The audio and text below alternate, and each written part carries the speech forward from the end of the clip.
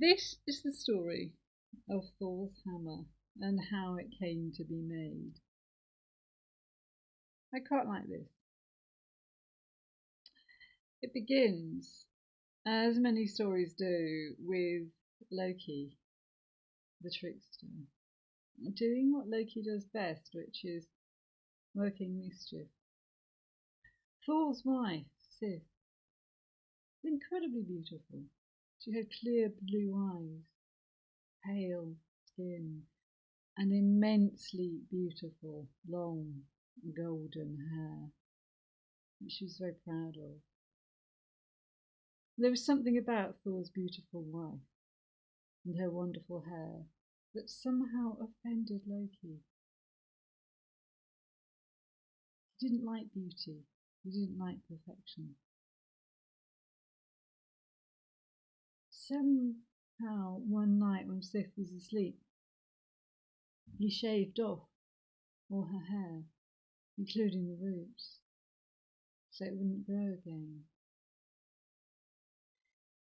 It's difficult to picture Thor being angry. Well, perhaps I'd rather not picture Thor being angry. That Loki agreed that he would make amends, which is how Loki came to talk to the dwarfs, the dark elves, Brock and his brother Atri, and he convinced them to make beautiful golden hair for Sif. And of course, being Loki, he did this by cunning.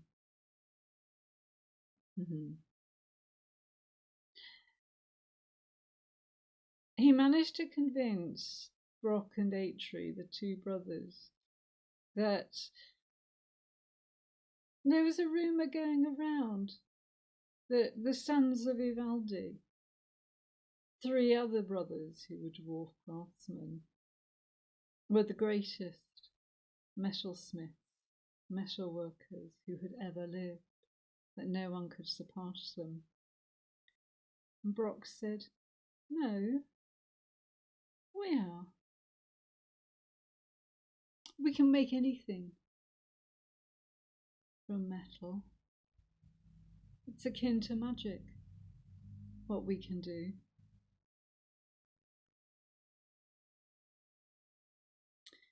And so a competition was arranged between Brock and Atri and between Ivaldi's sons. And so Brock added a little wager of his own. "If we win this, Loki, which of course we will, for no one can surpass our craft, I will claim your head." There are all sorts of thoughts running around inside that head of yours, and I think I can make something useful out of it. Loki laughed.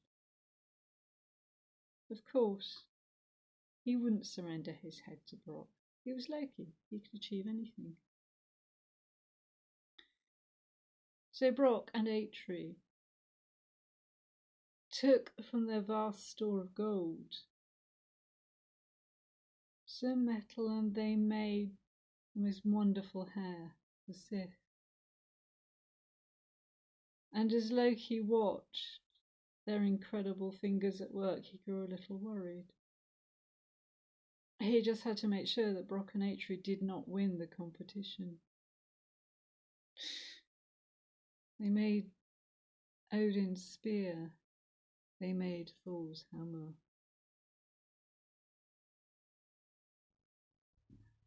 Loki shapeshifted himself into a fly. As far as I know, this is the only story where Loki shapeshifts into a fly. The biggest horsefly that you ever did see. And he landed on Ivaldi's head, on Ivaldi's face, and he bit deep and he bit hard, so that Blood ran into Atreus' eyes as he was working at the bellows. He couldn't see properly. He couldn't work the bellows properly. And that is why Thor's hammer, Mjolnir, had a handle that was slightly too short. But apart from that, it was perfect. So when Brock and his brother Atri came to present their gifts to the gods, and the three sons of Ivaldi, the three brothers, came to present their gods, this is what happened. The sons of Ivaldi presented Odin with an arm ring of pure gold, and every ninth night another golden arm ring would appear from it. So you can either keep each new arm ring, or you will have spare ones to reward your followers. And he gave Freya's brother, a golden ball with which to draw his chariot.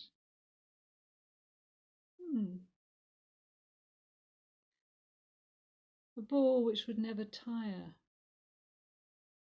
which could run all day and could draw a chariot. And their final gift was a piece of what looked like silk. But when he unfolded it, it grew into a ship which would carry, well, perhaps it would carry cargo, but certainly it would carry warriors. But you could fold it up and put it in your pouch. That really was a magical thing. So Loki breathed out, for surely there was nothing that Brock and Atri could do that could surpass such wonderful things. And of course, Thor was very happy that his wife's hair was restored. She looked just as beautiful as she had with her own hair. And Odin was pleased with the spear that Brock and Atri had made for him, for it was a spear which would always hit its mark, and of course Odin had only one eye, so it wasn't so easy for him to throw a spear. But best of all was Thor's hammer, the unbreakable hammer which would protect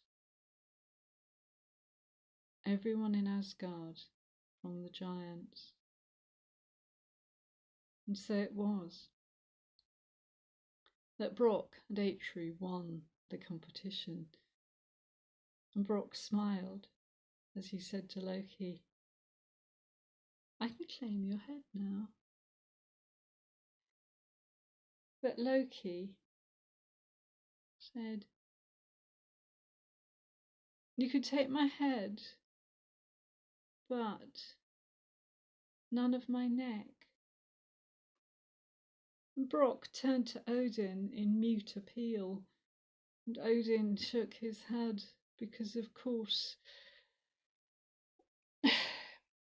Loki had twisted the words to suit himself. And of course, there was enough truth in that statement for it to stand. But Odin had a sense of justice, and he felt for Brock. So when Brock took a tool, took an awl from his bag, Odin watched as he took a strip of leather and sewed Loki's lips together. And of course it wasn't the pain of having holes around his mouth that bothered Loki anything much as not being able to speak. stayed like that, perhaps for a few days, perhaps for a few weeks. And somehow this seemed to change Loki. And afterwards, there was less